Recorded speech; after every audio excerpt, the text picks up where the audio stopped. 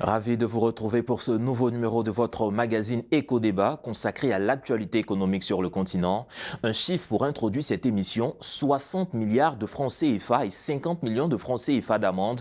Voilà ce que Miguel Deveza devra payer à l'État de Côte d'Ivoire en plus des 10 années de prison requis contre lui. C'est le verdict final de l'affaire du procès de trafic de cocaïne qui vient de s'achever à Abidjan. Il y a près de 2 ans, un peu plus de 2 tonnes, 700 kg de cocaïne ont été saisis par les autorités ivoirienne et une enquête avait été initiée. Au Sénégal, il y a quelques semaines, 1 tonne et 137 kg de cocaïne ont été saisis par les autorités et dans la zone ouest africaine, on déclare que le trafic de cocaïne a augmenté de 35% en 2 ans seulement. Qu'est-ce qui justifie une telle situation? Que font les autorités et surtout, qu'est-ce qu'il y a lieu de faire pour freiner cette expansion? On ouvre le débat avec nos invités aujourd'hui. Alain Kouadio, consultant en développement, merci d'être avec nous. Merci M. Stéphane Soumaro, c'est un plaisir pour moi d'être sur votre plateau de télévision. Et avec nous, M. Serge Patrick de Souza, consultant politique. Merci d'être encore avec nous. Le plaisir est toujours partagé, M. Soumaro. Alors, monsieur, on parle beaucoup de trafic de cocaïne ces dernières années. Entre 2019 et mai 2024, ce sont près de 62 tonnes de cocaïne saisies dans la zone ouest africaine.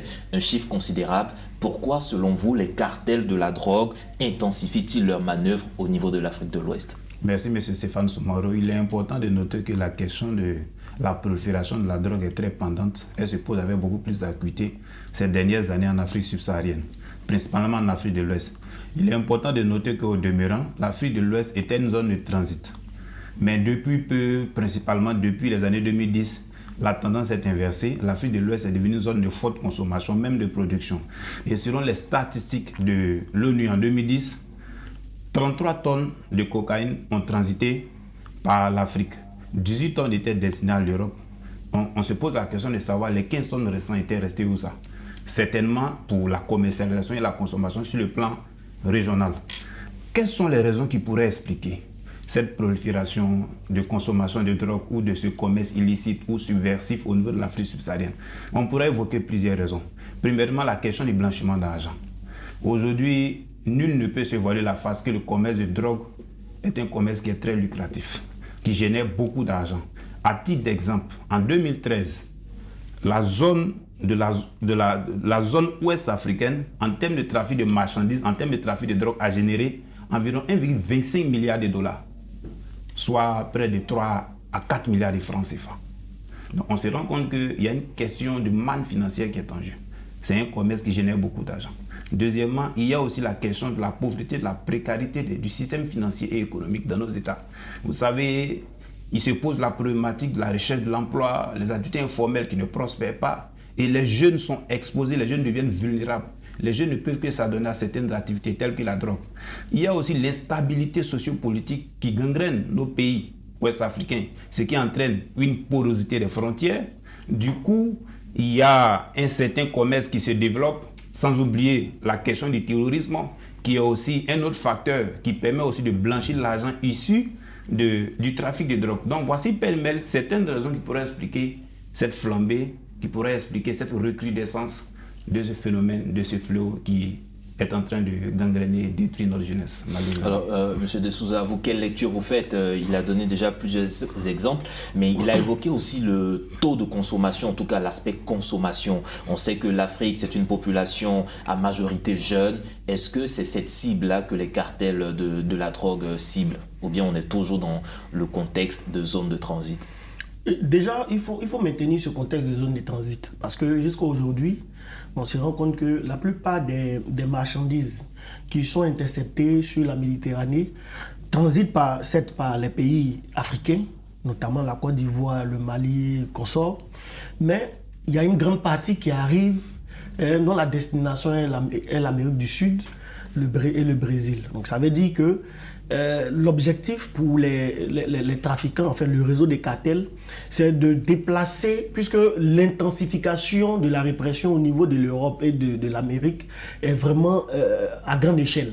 Alors qu'il a abordé certaines questions sensibles, notamment la porosité des frontières, mais il y a aussi une sorte de la corruption qui est vraiment pendante dans nos États, ce qui fait que c'est encore plus aisé pour ces cartels-là, comme on a vu en Colombie, de financer des hommes politiques qui vont fermer l'œil sur tout un réseau. J'en veux pour preuve qu'au Niger, un maire qui a été surpris avec près d'une tonne de drogue, ça veut dire que c'est vraiment grave. Ça, c'est une première raison. Pour la question des transits, c'est encore plus facile qu'en Europe ou en Amérique. La deuxième des choses, effectivement, 60%, 70% de la population africaine est jeune. Et lorsque on prend les statistiques, ne serait-ce qu'en Côte d'Ivoire avec Afrobaromètre, 40% de ces jeunes-là qui sont entre 18 et 35 ans sont au chômage, vivent sous le seuil de pauvreté. Donc, il y a une sorte de vulnérabilité de cette jeunesse-là. Surtout que lorsqu'on présente la drogue sur les chaînes de télé, on présente les chefs de cartel qui sont des dandys, qui sont des personnalités, des personnes qui font rêver, ça attire ces jeunes-là parce qu'ils sont vulnérables. Et donc, c'est plus facile pour ce genre de cartel de recruter non seulement des mules, des revendeurs, mais aussi de créer des différentes poches de consommation à grande échelle. Il faut dire que en Afrique, ce n'est pas que la cocaïne, mais il y a plusieurs types de drogues, même les boissons frélatées. Je connais mieux la Côte d'Ivoire, mais en Côte d'Ivoire, il y a vraiment un vaste réseau de fabrication de boissons frélatées. On a vu le phénomène de Kadhafi. Ce n'est pas la cocaïne, ce n'est pas du hashish, mais c'est de la boisson frélatée mélangée avec des comprimés pharmaceutiques, tout simplement parce qu'effectivement, la corruption fait que c'est plus facile de s'en en procurer. On a vu, il y a une marque de boisson, c'est pas de la publicité, Vodi, qui a été interdit de vente en Côte d'Ivoire, tout simplement parce que ce sont des produits, on ne sait pas d'où ces produits viennent, mais qui arrivent en Côte d'Ivoire par la frontière, la frontière douanière, mais ça arrive sur le territoire ivoirien et on arrive à écouler tous ces produits-là. Donc voici plus ou moins cet environnement qui favorise le fait que l'Afrique soit vraiment un lieu, je vais dire, attrayant pour ces cartels-là. Un dernier point, il y a aussi dans le Sahel. Vous voyez, aujourd'hui, le Sahel représente l'un des cœurs du trafic de drogue, tout simplement parce qu'il y a une forte présence des activités terroristes. Et on sait très bien que la drogue, le trafic humain et tout ce genre d'activités-là, c'est ce qui nourrit tous ces réseaux-là. Et ce sont des zones qui sont occupées par des terroristes, mais ce sont des zones qui n'ont pas, c'est comme des no man's land, ce sont des zones qui n'ont pas de règles. Voilà. Alors donc, justement, on reviendra tout à l'heure sur la question du terrorisme et du financement du terrorisme, justement par le biais de ce trafic de cocaïne. Mais vous avez évoqué le cas du maire Afashi au Niger, par exemple, qui a été arrêté, qui avait en sa possession près de 200 kg de cocaïne. Est-ce à dire qu'on a une complicité avérée des autorités dans tout ce trafic? Mais c'est clair, M. Stéphane. S'il n'y a pas de complicité, comment est-ce que les drogues peuvent être acheminées d'un pays à un autre? Tandis qu'il y a des différents postes de contrôle. Il y a la douane, il y a la police, il y a la gendarmerie. Logiquement, ces effets-là doivent être passés au peigne fin. Mais à partir du moment où des produits stupéfaits, des produits qui sont proscrits par nos différentes législations arrivent à être acheminés d'un pays à un autre, ça veut dire qu'il y a une complicité interne. Et dernièrement, il y a eu un trafiquant de drogue qui a été appréhendé en Côte d'Ivoire. Justement, on l'a évoqué en introduction. Il a été appréhendé, mais j'ai lu sa déclaration. Mais c'est quelqu'un qui n'a pas froid aux yeux. Il a proclamé Urbi et Torbi que s'il a été appréhendé, ou bien s'il a pu faire son trafic pendant des décennies, c'est parce que la police est corrompue, c'est parce qu'il y a des autorités... Quelques éléments qui sont corrompus. Donc ça montre que quelque part, le système régalien de défense et de sécurité pour ces questions connaît des failles. Ça connaît des failles. Et puis deuxièmement, il est important de changer de mentalité. Parce que quand on accepte de faire rentrer ces marchandises sur un territoire, au prétexte d'avoir de l'argent, mais ces marchandises sont destinées à la consommation de notre jeunesse qui en perd de repères. Or, nul n'est censé ignorer que la consommation de la drogue a des effets néfastes sur la santé. Mais justement, l'une des leçons qu'on tire avec ce procès, parce que Medi 1 TV a quand même suivi ce procès en Côte d'Ivoire, il ressort aussi que certaines personnes impliquées dans ce trafic, justement au niveau des autorités, ne savent vraiment pas qu'est-ce qui se cache derrière toutes ces transactions. Il y a certes peut-être corruption, elles reçoivent de l'argent, mais elles ne savent pas quel est le trafic qui est mis derrière. Est-ce que, on va dire, à ce niveau-là, quel devrait être le rôle des populations ivoiriennes, quel rôle elles devraient jouer dans ce sens-là avec les autorités? Parce que pour qu'une information, pour que les autorités puissent savoir ce qui se passe, le premier policier, comme on le dit, ce sont les populations elles-mêmes. Comment est-ce que nos populations devraient gérer ça? Déjà, la population est consommatrice. Parce que quand on dit la population, il y a les jeunes, les consommateurs là, ils sont dans la population. Ils ne vont quand même pas se dénoncer. Voilà, donc ils ne vont pas s'auto-flageller en se dénonçant. En fait, je veux dire que quand vous voyez un simple ministre ou un simple élu qui peut investir 1 milliard dans une campagne, vous pensez qu'il enlève cet argent où? Il peut recevoir des soutiens, des levées de fonds au niveau de son parti. Non, même pas 1 milliard dans une campagne comme ça. Sans être sûr qu'on va gagner, sans être sûr qu'il y a quelque chose. Et puis comment on rentabilise? C'est clair. Ça dit que c'est clair. Je ne dis pas forcément que ça vient des réseaux de la drogue, mais il faut s'interroger sur la question. Et aussi, vous voyez, c'est vrai, il y a ici et là, de manière ponctuelle, certaines initiatives de répression de certains réseaux et cartels, tout cela. Mais en même temps, comprenez que tant que nous sommes dans une société de corruption, dans une société sous-développée, qui est toujours à la recherche du gain facile, ce genre de réseaux vont toujours prospérer. Et je me souviens très bien, lorsqu'on était encore à l'école primaire, il y avait le cours ECM, on appelait ça éducation civique et morale, mais on faisait de la sensibilisation déjà dans le bas âge. Mais aujourd'hui, dans le système éducatif, est-ce qu'on parle de la drogue et ses effets néfastes? Donc, toute l'éducation même est en train de tourner dos à ce genre de questions qui constituent, je vais dire, des menaces à la survie même de la société humaine. Voilà. Donc, déjà, ce que les autorités doivent faire, c'est de programmer une sorte d'éducation à la base et qui doit suivre les jeunes jusqu'au bout. La deuxième des choses, c'est tout simplement créer un environnement adéquat de vie des populations. Si les populations aujourd'hui se sentent lésées, on fait rêver ces populations-là. Et elles se sentent dans une situation de désespoir. Et pendant ce temps, elles regardent la télé. Elles se rendent compte que malgré tout ce qu'elles font là, il n'y a pas de moyens. Mais à la télé, on voit tel ou tel vendre la drogue. Et puis, il a de belles voitures. Il s'en sort. Souvent, il y a des films. Quand l'enfant finit de regarder, ils n'ont pas mis la personne en prison. C'est d'autres personnes qui ont mis en prison. Mais ça tente. Alors justement, permettez-moi de rebondir. Je vais revenir vers vous parce qu'il y a deux aspects très fondamentaux qui m'intéressent dans ce que vous dites. Vous parlez d'éducation des masses et aussi la promotion de certaines valeurs.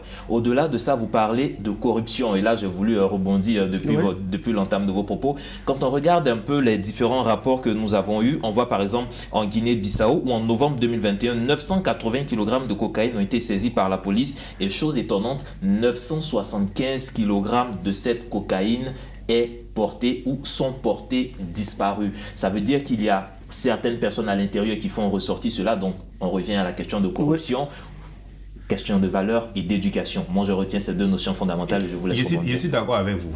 Ce que je vais ajouter, c'est que cette lutte est une question de volonté. Est-ce que l'État, nos différents États ont la volonté d'éradiquer ce phénomène? Mais quand on regarde toutes ces quantités découvertes, on se rend compte que l'État travaille. Nos États travaillent. Je vous donne des exemples très simples. Vous voyez, la Côte d'Ivoire et certains pays, et l'ensemble des pays de l'Afrique de l'Ouest, ont mis en place des mécanismes pour lutter contre le phénomène de la drogue, mécanismes institutionnels, avec la ratification de certains accords internationaux, du point de vue même législatif. Il y a eu certaines lois qui ont été prises. Il y a eu des unités qui ont été créées. En Côte d'Ivoire, il y en a plein. Mais pourquoi, malgré tous ces efforts en interne, du point de vue opérationnel, on n'arrive pas à endiguer le phénomène? Mais quand on voit par exemple, il y a certains États, on prend le cas des États-Unis d'Amérique, un grand pays avec tous les moyens logistiques possibles, mais on se rend compte que le trafic de drogue sur le territoire américain est quand même assez élevé, malgré tous les moyens, malgré toute la politique mise en place. Oui, donc comment est-ce qu'on peut arriver à freiner? L'Afrique n'a pas les moyens des États-Unis, mais comment arriver à freiner? Les États-Unis, c'est quand même plus de 50 États. Ça, c'est 52 États. Donc près de 260 millions de personnes. C'est le premier point. Si on compare la capacité de transit de la Côte d'Ivoire, qui est un seul État, à la capacité de transit des 52 États, c'est qu'il y a un problème. La deuxième des choses, il y a une sorte de communication, mais qui est faite autour de la répression qui fait que finalement les gens commencent à avoir peur. Ils ont inventé de nouvelles stratégies pour passer les frontières. Vous voyez, il y a des chaînes qui consacrent des émissions spécialement pour montrer comment est-ce que on met des stratégies pour arrêter les narcotrafiquants. Ça n'existe pas en Afrique.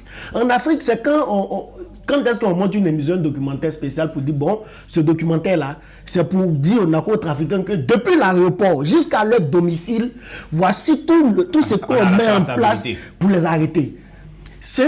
Vous êtes de la communication, vous savez ce que la communication représente en termes de répression, en termes de force de dissuasion. Voilà. Et on ne le voit pas. À quel moment on sait qu'on a mené une enquête? C'est quand ils ont fini d'attraper, on montre, voilà, voici les voleurs, des trafiquants de drogue, voici les sacs de cocaïne, on vient de les arrêter, on cache les visages, et puis on dit, bon, on va faire. À part ce procès-là, donnez-moi le nom, ou bien situez-moi, c'est quand ils ont rendu encore public un autre procès, quand ils ont arrêté, ils ont saisi près de 6 tonnes de drogue à Hongrie. Quand ils ont intercepté des tonnes de drogue sur la Méditerranée qui venaient en Côte d'Ivoire. Quand ils ont arrêté, ils ont lancé des enquêtes. Est-ce que la suite a été faite? Donc pour vous, il faut beaucoup plus de communication, beaucoup plus de transparence pour permettre aux populations de savoir ce qui est fait. Autre chose, il faut aussi de la sensibilisation. Vous voyez, il y a un problème de prise en charge, notamment des narcotrafiquants, enfin des toxicomanes. Ça aussi, c'est un problème sérieux. Parce que ça, ce n'est pas un fait typique à la Côte d'Ivoire. Non, je parle de l'Afrique généralement, surtout l'Afrique de l'Ouest, notamment les pays dans le Sahel, et puis vers chez nous ici. Il y a un problème de système de santé qui n'est pas vraiment adéquat. 10% seulement. Déjà, il faut savoir que 70% de la population, c'est-à-dire 70% des jeunes qui consomment la drogue, qui sont en danger, qui sont vulnérables face à ce phénomène-là. Seulement 10% de tous ceux qui consomment la drogue en Afrique, là, c'est seulement 10% qui arrivent à bénéficier d'une prise en charge. Encore que cette prise en charge n'est pas adéquate. En Côte d'Ivoire, on a plus ou moins un seul centre de prise en charge des toxicomanes, mais de manière véritable. Alors que quand c'est comme ça, la population ne ressent pas véritablement cette initiative ou bien la politique claire de l'État à lutter contre ce phénomène. L'autre chose, c'est qu'il faut savoir, c'est la jeunesse, il faut savoir encadrer, éduquer les jeunes. On a sur ce même plateau, je crois qu'on a abordé la question des personnes déguerpies. Bon, vous voyez, on est dans un cas comme celui-ci, où des gens vendent au bord des routes. On dit, bon, vous ne vendez plus là. OK. On ne les recase pas. On ne les recase pas. On les chasse. On chasse certains. Malheureusement, on casse les maisons, tout et tout. C'est bon pour le développement. Moi, je ne critique pas. Voilà. Mais je veux dire que ces jeunes-là, qui sont désormais à la rue, mais ils deviennent vulnérables.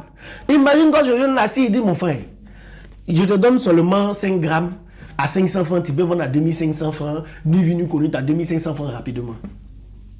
Il sera tenté. Donc, je veux dire qu'il faut créer cet environnement adéquat à la jeunesse, de sorte à ce qu'elle puisse être résiliente. Moi, je vais dans Chéri pour dire que l'éducation de notre jeunesse doit être aussi prise en compte, notamment au niveau de la cellule familiale. Chaque famille, voyant les enjeux auxquels la jeunesse fait face, doit prendre des mesures visant à encadrer chaque enfant, de sorte à ce que quand les enfants sortent, ne soient pas influencés. Parce que Jean-Jacques Rousseau l'a dit, l'homme n'est libre, mais c'est la société qui le corrompt. Alors justement, tout ce que vous avez évoqué tout à l'heure, je ne dirais pas que ça me fait un peu peur, mais quand on regarde, c'est pour dire que le champ, l'Afrique, c'est un vaste champ d'expérimentation pour ces cartels. Qu'est-ce que nos États devraient alors faire? Quand vous regardez au niveau des législations, est-ce qu'aujourd'hui la loi permet de réprimer, d'effrayer en griffe ces narcotrafiquants? Je l'ai dit en amont, il y a eu plusieurs dispositifs qui ont été mis en place, institutionnels, législatifs. La seule difficulté, c'est la volonté politique. Si nos États veulent faire de ce combat une véritable priorité, on ne parlera plus de drogue sonotropiques. Je vous le dis en toute sincérité. Si nos différents États... Déploiement de l'armée... Si nos différents États... Oui, non, mais je voudrais aller plus loin. Mais quand je parle de volonté, c'est la capacité de nos États à sanctionner et je veux dire, comment on appelle ça, à réprimander de façon sévère tout individu des forces de l'ordre qui s'engagent dans une telle dynamique. Oui, dans ce Mais genre avec de... le cas, je reviens avec le cas du procès qu'on vient de voir. Les peines quand même. Oui, mais qu'est-ce qu'il veut dire? Oui, ça c'est un procès, ça a été rendu public. Mais est-ce que vous avez des informations sur les affaires qui sont en cours et qui ne sont pas rendues publiques? Si cette affaire a été rendue publique, ça veut dire qu'il y a eu plusieurs autres affaires qui n'ont pas été rendues publiques. Peut-être que c'est la goutte d'eau qui a débordé le vase, raison pour laquelle elle a été publiée. Mais ce procès aussi pourra peut-être dissuader les autres. Je veux dire qu'il y a une sorte de confiance d'abord qui doit être instaurée entre la population et entre les populations et les gouvernants. Pourquoi? Il arrive dans certains États, le monsieur il est en prison, mais on se rend compte qu'on vient de l'escorter d'ailleurs pour aller faire une transaction bancaire tranquillement et puis il retourne en prison. Bon, ça c'est quelqu'un qui n'est pas milliardaire. Hein. Imagine pas, on vous parle de quelqu'un qui touche de la drogue, donc qui a la capacité de mobiliser des milliards. Du coup, la population elle-même, quand elle regarde, elle dit ça là, c'est juste pour nous faire miroiter. Donc, il faut pouvoir donner des exemples, mais clairs. Vous avez vu ce qui s'est passé en Colombie. À cause d'un seul individu, la Colombie était considérée comme une zone dangereuse où il y avait des narcotrafiquants. Mais vous avez vu la répression qu'il y a eu. Mais une répression musclée au point où quand on a fini avec ces gangs-là, c'est vrai que je ne dis pas que ça n'existe pas. Mais vous savez que là-bas, aujourd'hui, on ne parle plus de trafic, narcotrafiquant, tout et tout. Il faut donner de l'exemple. Et au moment donné, en Côte d'Ivoire, on a entendu des noms de certains loubards, de certains chefs de gangs. Mais il y a une certaine répression qui a fait qu'ils ont disparu. Mais c'est parce qu'il y a une volonté. Voilà, donc il faut montrer l'exemple. C'est comme au concours, aux examens, à grand tirage.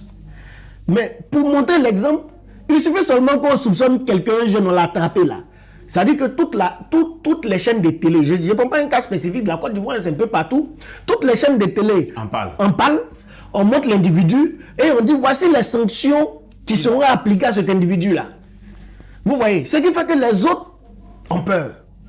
Mais quand il s'agit de la drogue, on prend des jeunes, on a fait plusieurs fois des documentaires, des films, on prend des jeunes, on ne sait pas quelle est la sanction qui est appliquée. Même en prison, il y a les trafics de drogue. Il y a des gens qui sont pris en prison, ils veulent même aller là-bas parce qu'ils se sentent mieux. C'est-à-dire qu'ils sont protégés pour consommer de la drogue. Parce que là-bas, il est déjà en prison. Bon, qu'est-ce qu'ils vont lui faire d'autre?